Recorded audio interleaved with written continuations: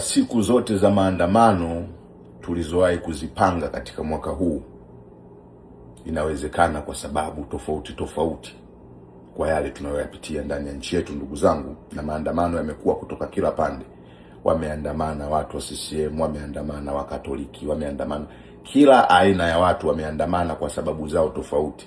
Lakini tunawakumbusha kwamba Oktoba 29, ndugu zangu, hii sio tu maandamano ya kudai haki, ndugu zangu. Hata hiyo haki tungekuwa tumeshaipata Oktoba 29, ni lazima Tanzania nzima tuandamane, ndugu zetu. Kwa sababu cha kwanza, hatujamaliza matanga na misiba, jambo la muhimu sana katika tamaduni na jamii zetu. Hatuzikani kwa story, ndugu zangu. Kwa hiyo kuna familia nyingi sana zimepoteza watu wengi sana Tanzania nzima.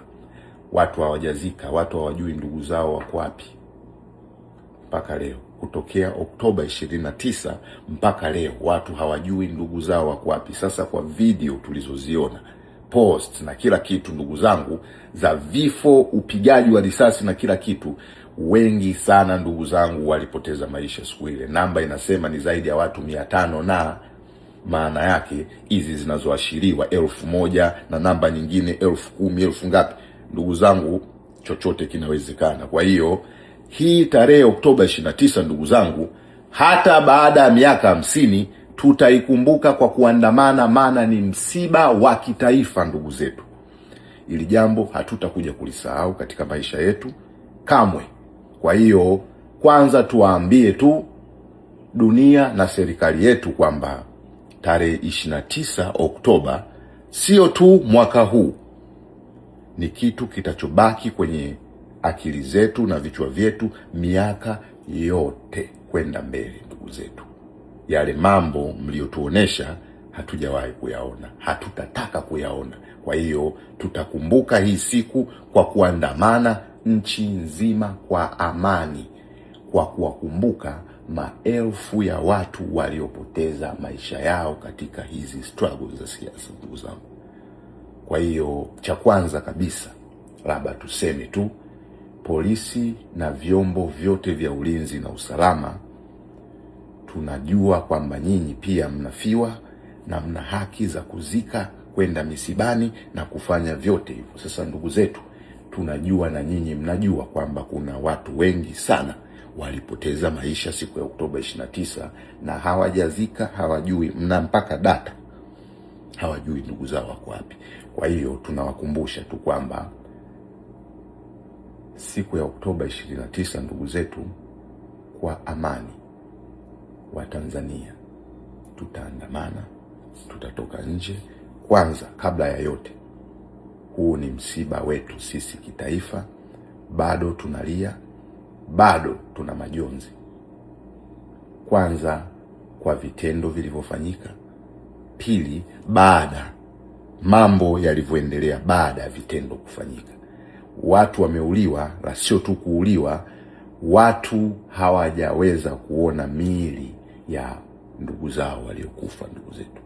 Kwa hiyo tuna misiba mara mbili. Sasa ndugu zetu, tunachoomba na tunachowasisitiza kwamba sisi tunavyotaka ya maandamano ni kwa amani, na kama mtatunyima haki zetu za msingi, kukumbuka ndugu zetu, hii ni issue ya kitaifa, ndugu zangu. Haya mauaji yalitokea taifa zima.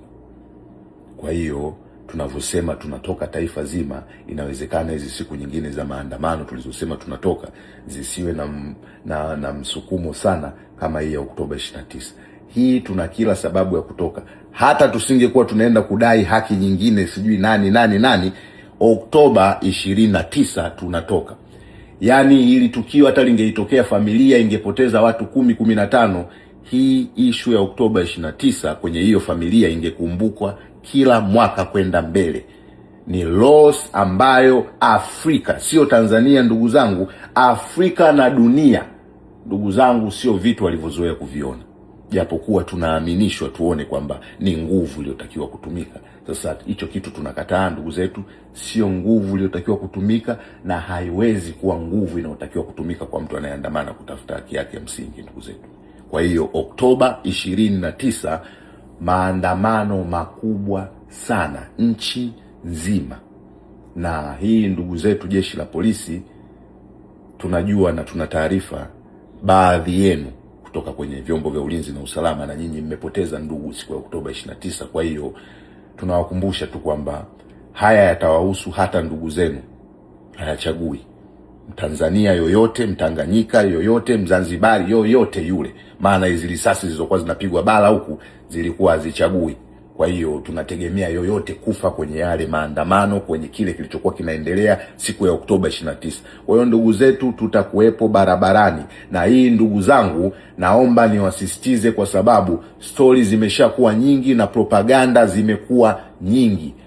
Sijui huyu simu na Bitito juzi simu, jana mwingine simu. Bwana, stories zimekuwa nyingi. Hatutaki kusikia watu mnapoteza simu wakati kuna stories za watu kupoteza maisha kila siku ya Mungu. Juzi amekufa Matejo Arusha, mnakuja kutuambia mmepoteza simu. Watu wanapoteza uhai.